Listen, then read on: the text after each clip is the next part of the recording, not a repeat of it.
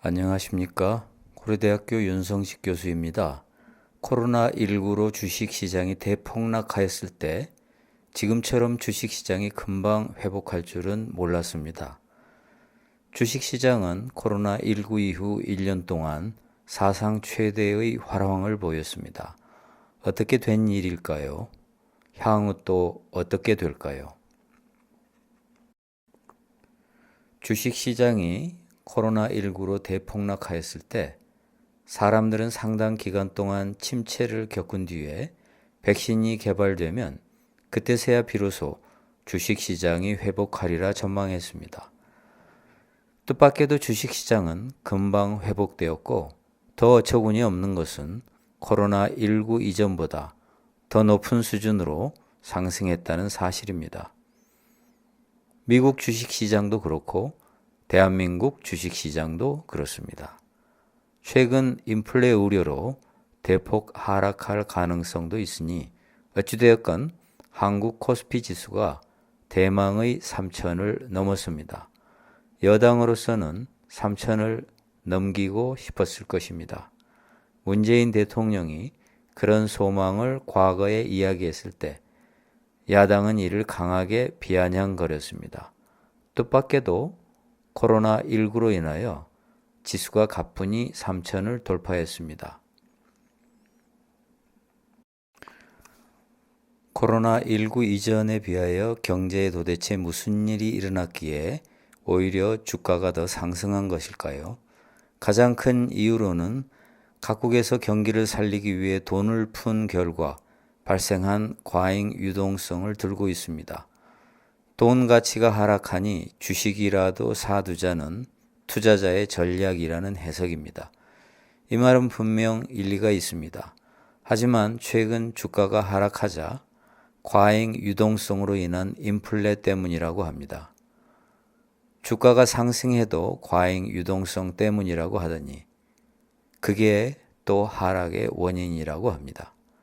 재미있는 사실은 코로나19를 계기로 수많은 주식시장 전문가가 예측을 했는데 대부분 예측이 들어맞지 않고 있습니다.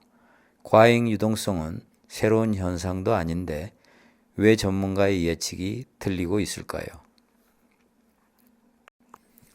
코로나19로 인하여 주식시장의 패러다임이 바뀐 걸까요? 어쩌면 그럴지도 모릅니다. 지금까지는 저평가된 가치주를 발굴하여 장기 투자하면 돈을 번다는 워런 버핏의 지혜가 통하는 주식시장이었습니다. 하지만 지금은 이러한 전략이 전혀 맞지 않고 있습니다. 과거에는 가치주를 발굴하는 게 어려웠지만 지금은 정보가 공개되고 정보 수집도 용이해져서 가치주가 존재하기 힘들다는 것입니다.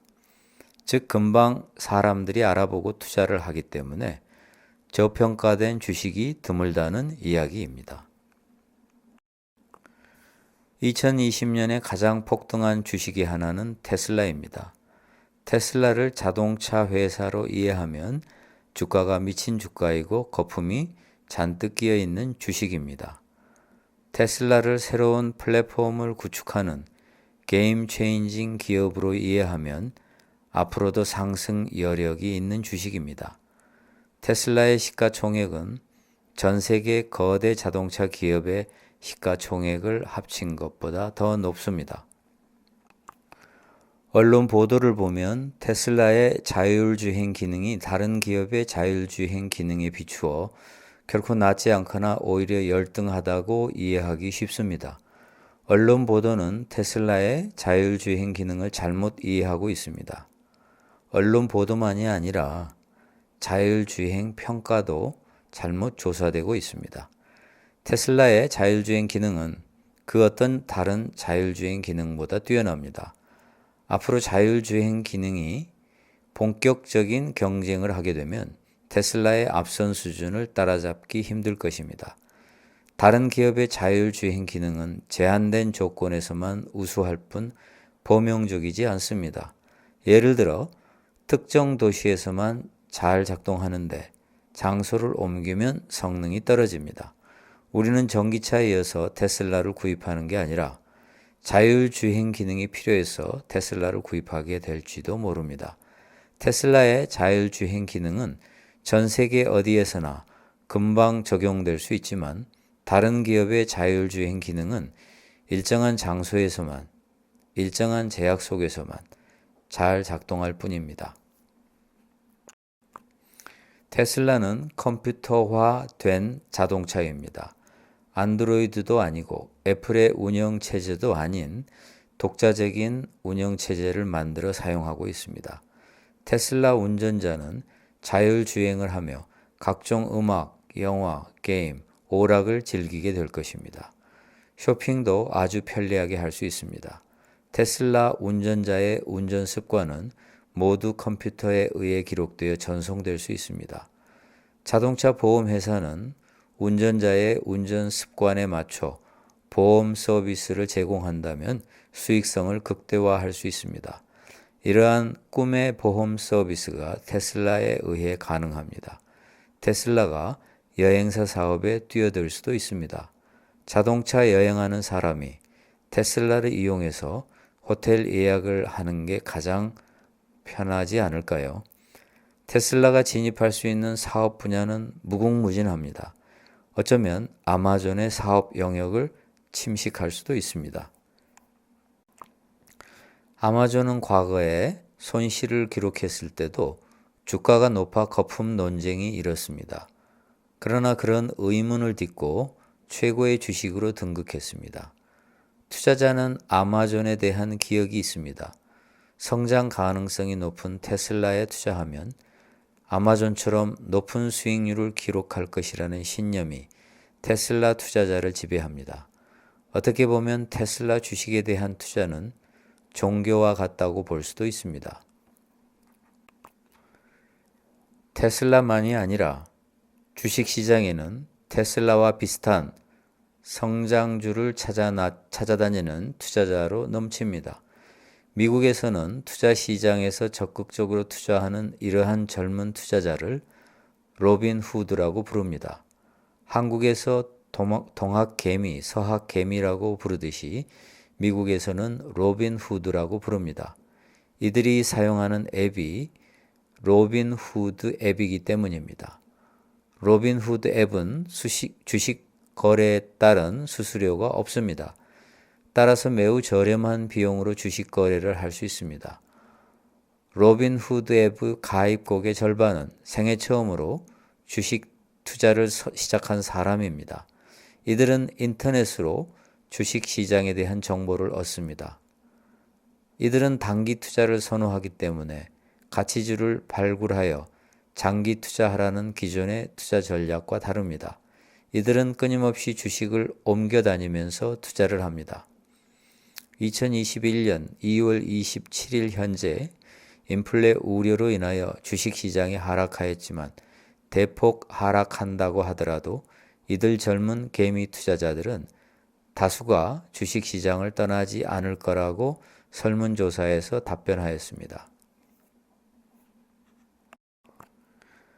테슬라처럼 미래 가치가 높은 성장주에 집중 투자하는 성장주의 시대가 왔다고 이야기합니다. 코로나19가 종식되어도 다시 가치주의 투자 시대로 돌아갈 것 같지는 않습니다. 최근 인플레에 대한 우려 속에서 그동안 성장주에 대한 거품이 제거되면서 다시 가치주로 돌아갈 거라는 예측도 있지만 성장주에 대한 젊은 개미의 관심이 워낙 크기에 성장주는 계속 승승장구하리라 생각합니다. 미국에서도 개미가 기관 투자자에 휘둘리지 않듯이 우리나라에서도 개미가 외국인과 기관 투자자에게 휘둘리지 않고 있습니다. 과연 이러한 주도권이 얼마나 유지될지는 의문이지만 주식시장은 이제 다시 과거로 돌아가기는 어려워 보입니다. 대한민국의 젊은 동학개미와 미국의 젊은 로빈 후드가 만들어가고 있는 주식시장. 공부하며 투자하는 이들에게서 저는 희망을 봅니다. 돈만 생기면 부동산에 투자하는 바람에 우리나라 부동산 시장은 전 세계에서 유례가 없는 왜곡된 시장이 되었습니다. 우리나라처럼 개인의 자산 중 부동산 비중이 높은 나라가 없습니다. 동학개미운동이 서학개미운동이 기형적이고 잘못된 경제를 바로잡을 수 있는 계기가 되지 않을까 생각합니다.